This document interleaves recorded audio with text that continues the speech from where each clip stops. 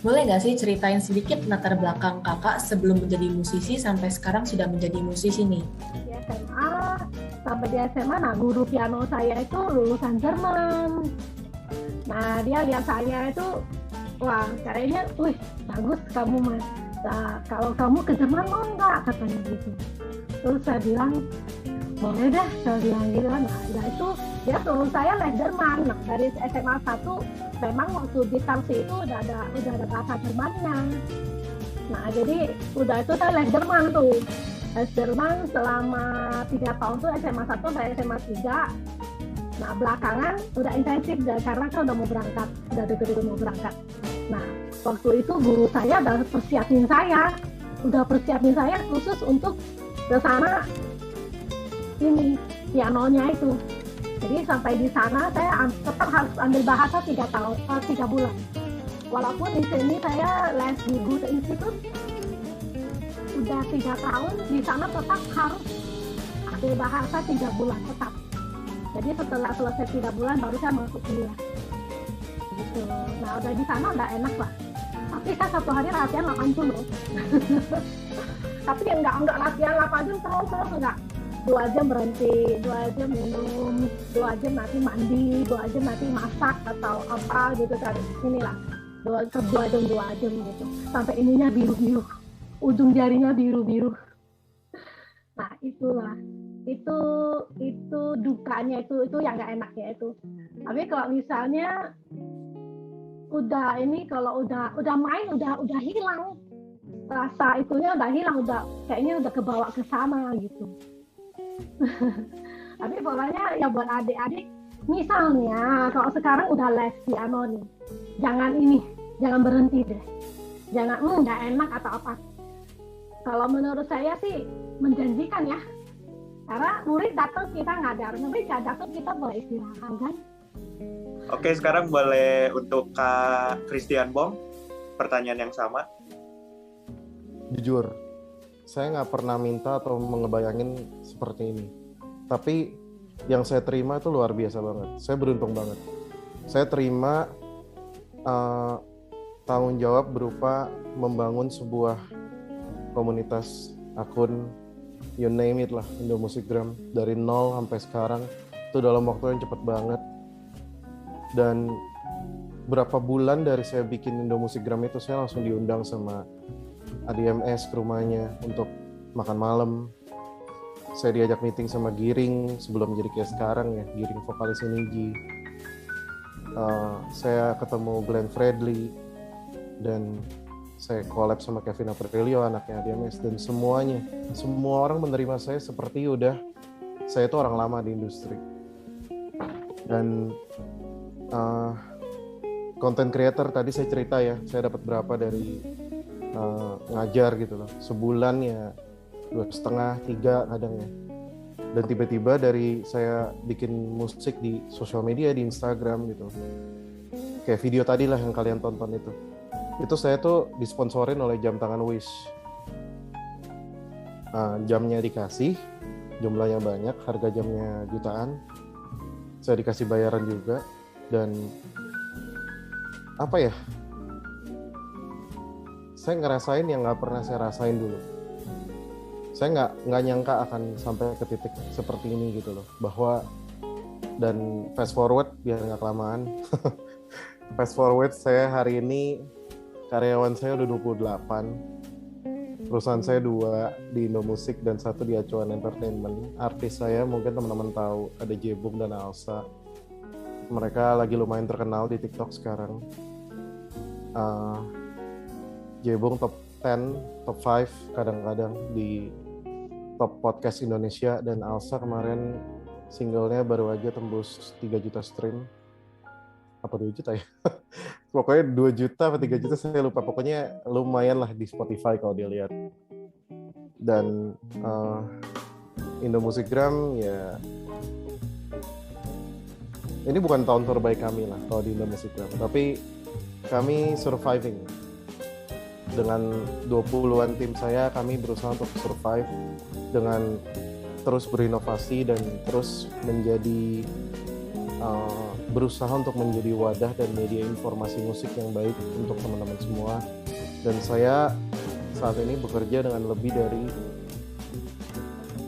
mungkin totalan kayak 2021 aja kemarin saya lebih dari 1.000 musisi saya kerja sama, baik itu dalam kerja sama konten sosial media ataupun merilis lagu dan kawan-kawan.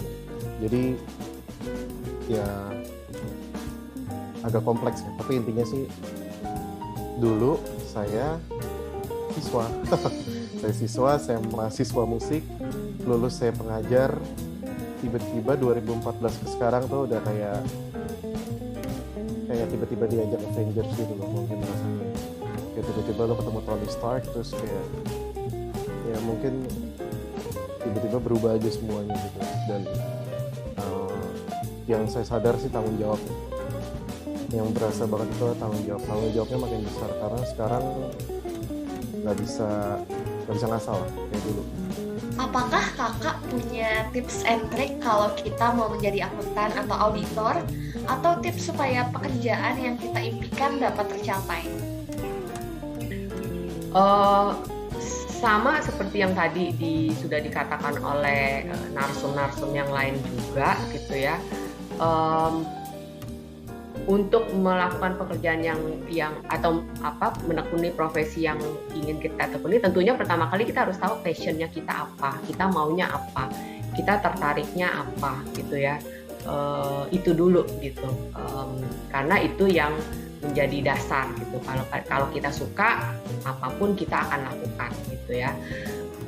Menurut saya itu gitu. Nah, kalau menjadi auditor sendiri, menurut saya perlu ketekunan gitu, karena mungkin sama juga lah dengan bidang yang lain gitu ya, perlu ketekunan gitu untuk komitmen gitu kan, untuk seperti tadi, karena kondisinya dia nggak statis ya. Jadi maksudnya kalau jadi accountant di perusahaan mungkin ya setiap hari ngerjainnya begitu aja gitu ya. Jadi kita nggak perlu belajar pun kita masih bisa melakukan pekerjaan itu. Tapi kalau di bidang profesi termasuk di auditor itu kondisinya selalu berubah gitu. Dengan adanya COVID sekarang ini, itu dunia perakuntansian juga berubah gitu ya. Itu kita harus belajar lagi atau kita harus update terus gitu dengan segala macam kondisi. Nah, jadi kalau mau sukses menurut saya, satu, kita harus punya passion, yang kedua kita harus tentunya punya yang tadi saya sebutkan, value di dalam diri kita gitu yang harus dijaga, integritas, komitmen, tanggung jawab gitu. Dan menurut saya sih yang biasanya orang suka lupa kalau nanti udah berada di satu pekerjaan adalah pengembangan diri. Jadi kita harus tetap terus belajar, walaupun kita udah di posisi apapun, kita udah di posisi sukses, kita udah di posisi yang paling tinggi, kita harus tetap belajar dan keep up to date dengan kondisi yang sekarang. Karena kalau enggak kita akan nggak bisa bersaing dengan yang lain gitu. Jadi keep on developing yourself gitu, banyak belajar, banyak mengembangkan diri, bernetworking dengan berbagai macam pihak. Menurut saya itu sih yang saya lihat cukup bermanfaat gitu untuk mensupport karir apapun karirnya. Next question-nya buat Kak Perwira. Kenapa kakak sempat memutuskan untuk menjadi seorang restoran konsultan? Dan tugas restoran konsultan itu apa sih, Kak? Oke. Jadi sebenarnya sebelum saya buka di Bali, saya ada konsultan di Surabaya, sama di Samarinda, sama sebelum itu Jakarta juga ada sih, sempat ada. Oke, jadi yang harus dikerjain ya gimana caranya orang-orang ini yang tidak mengerti F&B, dia punya modal tapi ingin berbisnis F&B. Nah, dari situ chef konsultan akan diperlukan. Jadi chef konsultan adalah bikin menu pertama, kedua cek food cost-nya juga, sama makanannya ini mau ke arah mana, gitu sih. Sama kalau misalkan itu kalau chef konsultan, jadi kalau ada dua, ada lagi F&B konsultan. F&B konsultan itu lingkupnya lebih besar. Jadi kita harus mengurus SDM-nya juga, mengurus semua dari satu restoran itu. Jadi investor hanya akan spending duitnya. Jadi kita yang ngatur dan yang kita yang ngolah. Gitu sih. Kalau chef konsultan hanya di dapur. Jadi tata letak kitchen. Karena kan sebenarnya kitchen itu harus diatur ya. Jadi masaknya di mana, keluar makanannya di mana, terus benar-benar diatur. Itu sih. Waduh, Mike, ini info baru nih, pasti banyak yang belum tahu kan. Mulanya itu gimana sih kakak bisa terjun dalam profesi sebagai dokter kandungan dan bahkan memilih spesialisasi infertilitas? Kenapa nggak pilih yang lain gitu? Kenapa jatuhnya ke spesialisasi infertilitas? Kalau mau cerita cerita panggilannya. Jadi gini ceritanya, kenapa milih jadi dokter nih awal-awalnya banget. Kalau mau tahu, kakek saya tuh dokter, papi saya dokter, mami saya dokter, om tante, bisa masuk muri lah. Kalau keluarga saya tuh yang jadi dokter tuh banyak banget.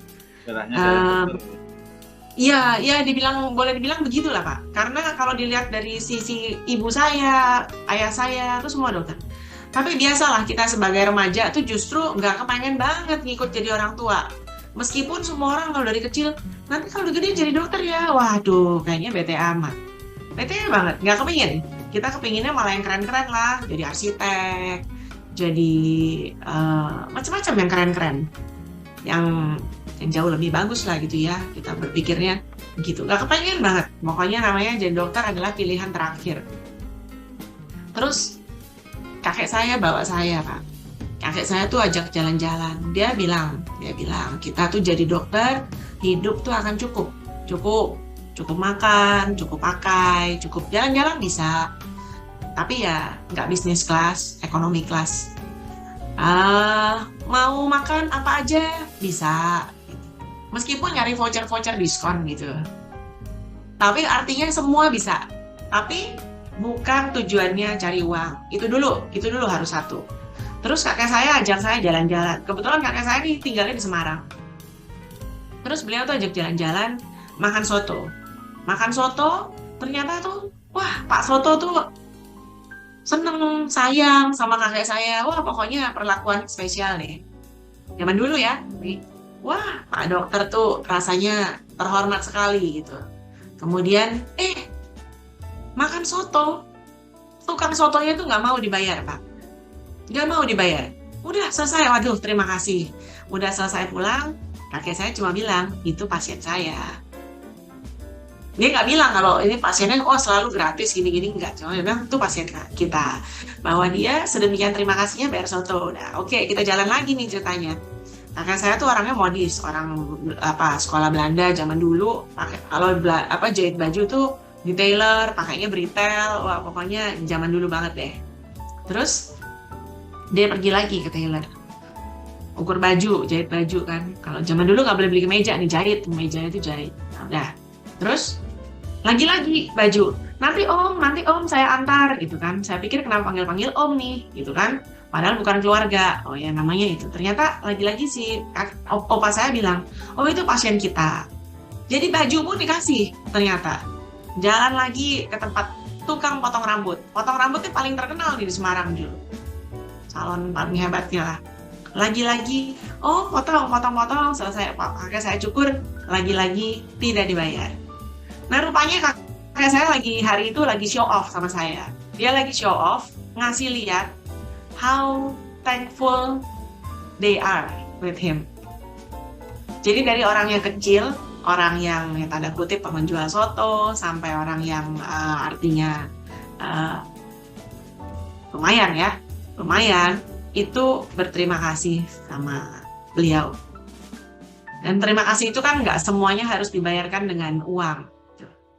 Dan saya sendiri, di situ saya lihat, orang thankful sama kita. Kita berbuat sesuatu yang bermakna, yang mempunyai makna. Dan nggak semua harus dalam bentuk uang. Ya imbalan yang kita terima itu kan nggak semua dalam bentuk uang. Bagaimana pride kita untuk kita ke sana, itu kan suatu bukan sombong, tapi itu pride tersendiri loh. Itu merupakan suatu pride tersendiri bahwa orang berterima kasih sama kita. Ada kesulitan. Kesulitan banyak sekali. Makanya jadi saya bilang tadi kalau di saya itu masak itu nggak cuma masak itu mudah, tapi kita bagaimana menguasai dapur itu yang sulit.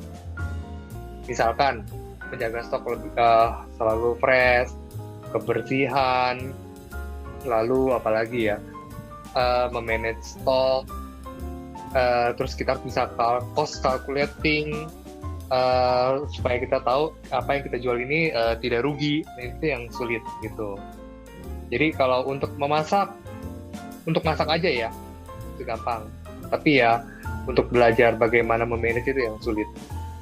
Dari Stefani nih, hai Kak Suri atau Kak Christian, mau tanya dong, dalam bermusik pasti ada proses atau tantangannya kan? Kalau boleh dong Kak sharing dikit tentang pengalaman Kakak supaya memotivasi orang lain juga. Terima kasih Kak. Mungkin boleh untuk Kak Suri dulu deh. Pertanyaannya mana ya? Ya, Udah di atas Kak pertanyaannya. Iya, udah agak ketutupan. Oh ya, mau tanya dong, pakai proses dan tantangannya kan boleh dong Pak?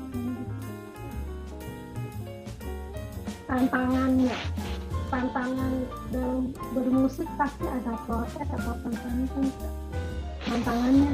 tantangannya kalau misalnya, nah kalau saya kan guru piano. Nah, kalau tantangan saya, kalau murid saya yang datang les itu, dipaksa sama orang tua. Itu lebih capek. Terus sama kalau murid saya itu udah punya pacar. Aduh, yang nyantur pacarnya. Aduh, Miss, udah belum, begitu. Saya itu tantangannya. Itu paling sebel itu. Sama yang tadi saya bilang, yang namanya paksa les. Orang tua paksa les, padahal dia nggak ada passion di sini, dia nggak suka, dia nggak ada bakat di sini, dia nggak ada hobi di sini. Sebenarnya menurut saya itu anak-anak tuh nggak ada bakat ini, nggak ada bakat itu. Nah, setelah dia belajar, baru kita mengasah bakatnya. Kalau menurut saya ya. Nah, biasanya kalau misalnya yang mamanya atau orang tuanya yang maksa, biasa anak itu agak susah untuk kemajuannya. Tapi setelah kalau mereka udah tahu kalau aduh, saya nggak bisa keluar dari lingkaran ini karena mama saya maksa terus. Nah, mereka mulai, kita dari dulu nih harus menarik minat mereka dulu. Nah, mereka kalau udah mulai tertarik minatnya, sudah mulai enak. Sudah mulai Jadi untuk kakak seperti itu ya tantangannya. Oke nih, karena waktu kita kan ini tipis banget ya. Ini udah sebentar lagi udah harus masuk main room. Jadi pertanyaan Stefani tadi kita jadiin last question kita. Mungkin karena Kak Suri udah menjawab, boleh untuk Kak Christian Bong nih.